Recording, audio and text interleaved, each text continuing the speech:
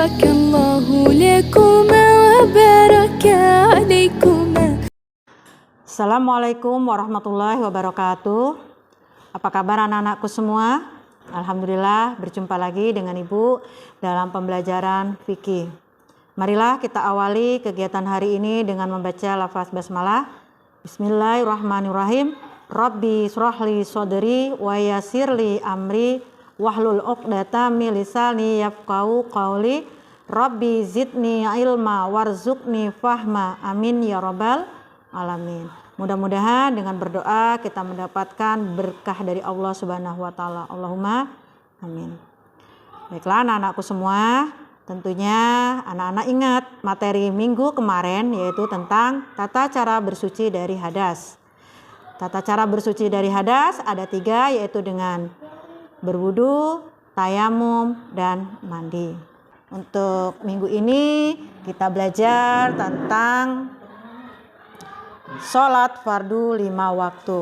Sebelum Ibu menyampaikan materi selanjutnya, marilah kita saksikan video berikut ini.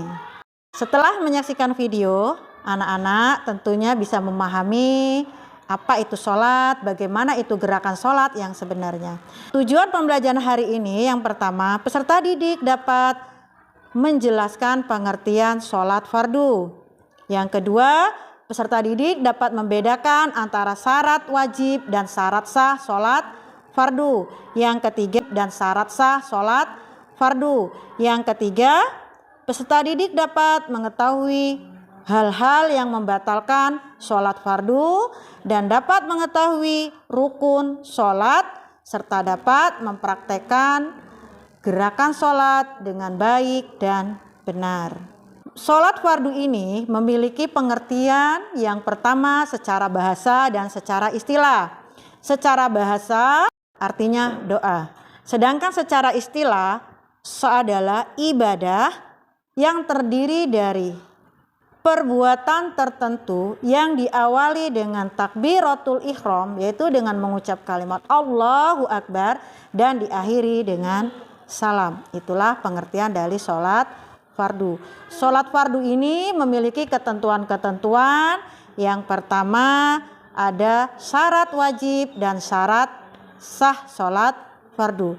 Syarat wajib adalah yang pertama yaitu beragama Islam. Artinya kalau tidak Islam, tidak beragama Islam, maka tidak diwajibkan untuk sholat fardu. Yang kedua, balik, artinya sudah dewasa. Yang ketiga, sebagaimana firman Allah yang disebutkan dalam surah Al-Baqarah ayat 43 yang berbunyi aqimus sholah wa atuz zakat wa arka'u ma'ar raki'in, yang artinya dan dirikanlah sholat, tunaikan zakat dan rukuklah sebagaimana orang-orang yang ruku. Surah Al-Baqarah ayat 43 itu adalah dalil yang menjelaskan tentang sholat fardu. Masih banyak dalil-dalil yang lainnya. Syarat sah sholat diantaranya adalah suci badan, pakaian, tempat dari najis. Yang kedua, suci dari hadas, baik hadas kecil maupun hadas besar. Itu merupakan syarat sah sholat. Yang ketiga, menutup aurat. Aurat laki-laki itu batas pusar hingga ke lutut. Itu aurat laki-laki. Sementara aurat perempuan adalah seluruh anggota tubuh kecuali telapak tangan dan muka. Yang keempat, menghadap kiblat. Yang kelima, sudah masuk waktu sholat. Maka perlu diingat, sholat harus tepat waktu sholat. Rukun sholat yang pertama adalah niat. Niat untuk mengerjakan sholat. Niat harus dilakukan di dalam hati dengan sungguh-sungguh. Misal niat sholat maghrib. Usolli fardal maghribi salasa rokaatim mustaqbilal kiblati ada'a lillahi ta'ala. Itu adalah salah satu contoh niat, yaitu sholat niat maghrib. Yang kedua takbiratul ihram, yaitu mengucap kalimat Allahu Akbar dengan mengangkat kedua tangan. Yang ketiga berdiri bagi yang mampu. Apabila tidak mampu untuk berdiri, boleh sholat dengan duduk. Boleh juga sholat dilakukan dengan tidur apabila benar-benar tidak mampu melaksanakan sholat secara berdiri. Yang keempat membaca surah Al-Fatihah. Yang kelima ruku. Yang keenam iktidal. Apa itu iktidal? Iktidal adalah bangun dari ruku dengan membaca Sami Allahu liman hamidah. Yang ketujuh adalah sujud. Kedelapan sujud duduk di antara dua sujud. Yang sembilan adalah tasyahud akhir dengan 10 membaca sholawat Nabi.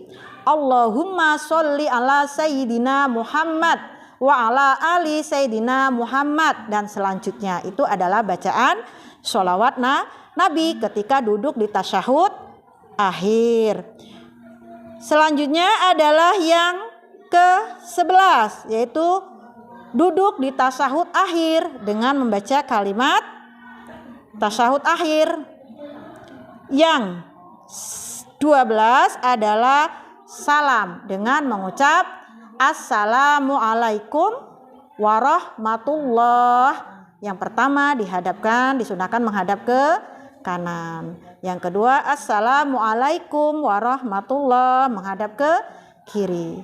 Yang terakhir adalah tertib. Tertib artinya urut-urut. Tertib itu tidak boleh dikelang-kelang antara niat langsung ke Al-Fatihah, tidak boleh. Jadi tertib itu secara berurutan, tidak boleh dilangkah-langkah. Anak-anak perlu tahu yang pertama adalah meninggalkan salah satu rukun sholat. Kita tidak niat sholatnya, karena niat adalah termasuk salah satu rukun, maka sholat kita juga tidak sah. Yang kedua makan dan minum ketika sedang sholat, maka sholat kita akan batal. Yang ketiga, tertawa ketika sedang sholat. Keempat, sengaja berbicara ketika sholat bukan bacaan sholat, maka sholat kita juga akan batal. Yang kelima, melakukan banyak gerakan seperti bergaruk-garuk, menoleh ke kiri, menoleh ke kanan, itu adalah gerakan-gerakan di luar gerakan sholat, maka sholat kita akan batal. Paham anak-anakku semua? Sebelum ibu memberikan LKPD, lembar kerja, marilah kita sama-sama melakukan tepuk sholat supaya kita lebih semangat, lebih bergairah untuk melanjutkan pelajaran hari ini. Siap-siap anakku ya? 1, 2, 3. Sehari semalam 5 waktu, itulah namanya sholat fardu. Subuh, zuhur, asar, maghrib lalu ke isya, itulah sholatku 5 waktu. Terima kasih anak-anakku semua.